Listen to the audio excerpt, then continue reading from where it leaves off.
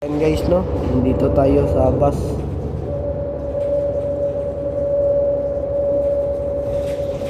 Uwi na tayo.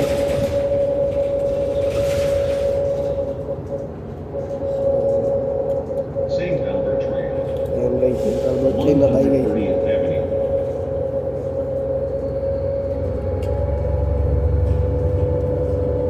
Ayan guys, no.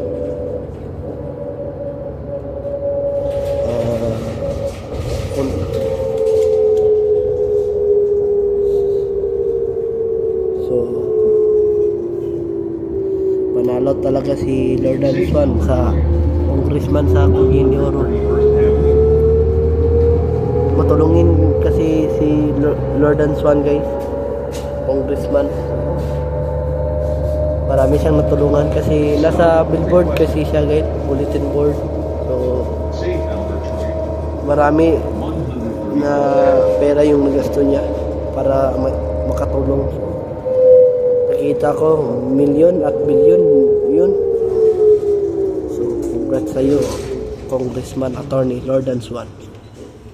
So ayan guys, no, malapit na tayo.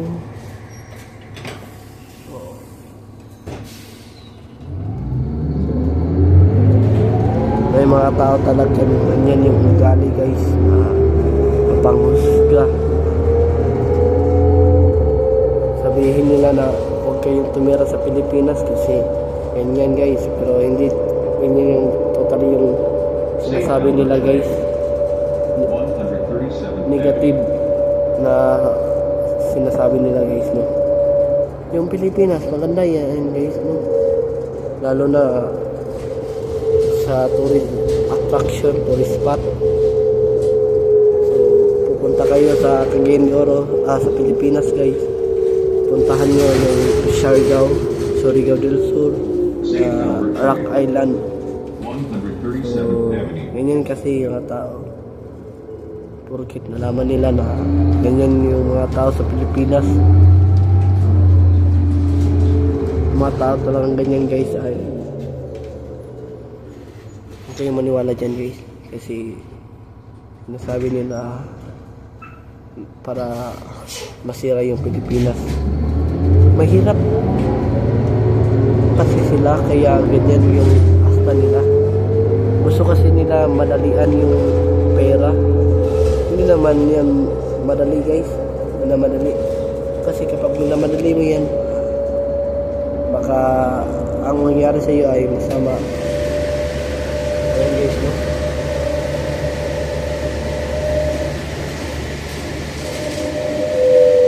Mga taong ganyan guys ay hindi pagkakatulaan guys, kasi mapanghusga sa Pilipinas.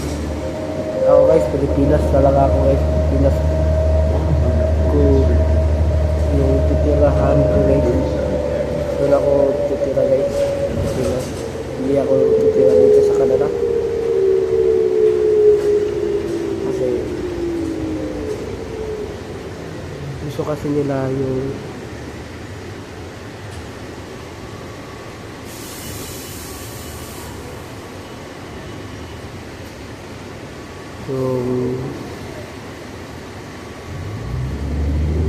pang madali ka na pera guys.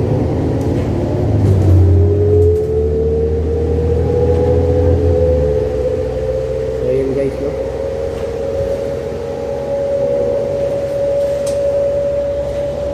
ready ko muna yung payong ko, baka kasi ilan guys, mas mabuti na yung handa ko.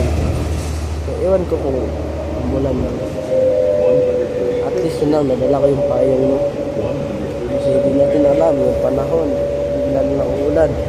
So ito pala yung payong ko guys, no, black. Paborito ko kasi yung kulay na black guys.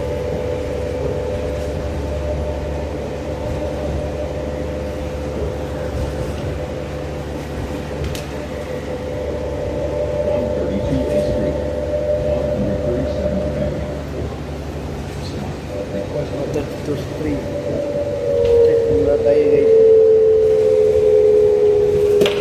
So ayun guys,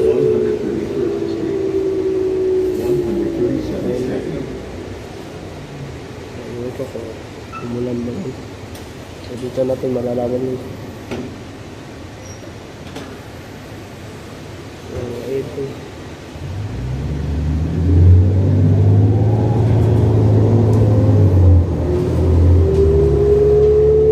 Ayun guys. Lipat ko na yung barko guys. So, ayun guys. 127th Street. Nasa 127 street na tayo guys. So, mga tao talaga kanyan guys ay iyaan nyo guys. Kasi sa panahon ay makakarma din sila sa sinasabi nyo guys. Kasi yung gobyerno daw sa Pilipinas corrupt. Bakit? Nakasama na ba nila para sabihin nila ng corrupt? Hindi yan guys. Hindi yan totoo guys na corrupt yung gobyerno sa Pilipinas. Kung corrupt man, dapat na ebidensya. Corrupt sila. Hindi yun na basta-basta lang sila. Sabi na corrupt yung gobyerno sa Pilipinas. So, ayan nga guys. Subulong nga guys. No? So,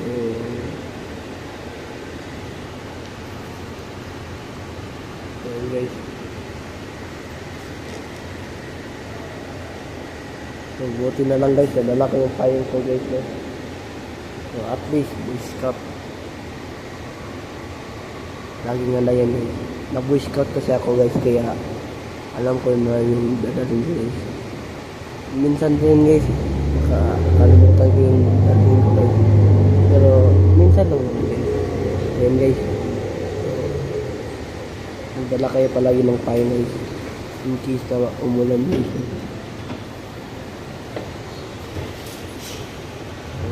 Ito.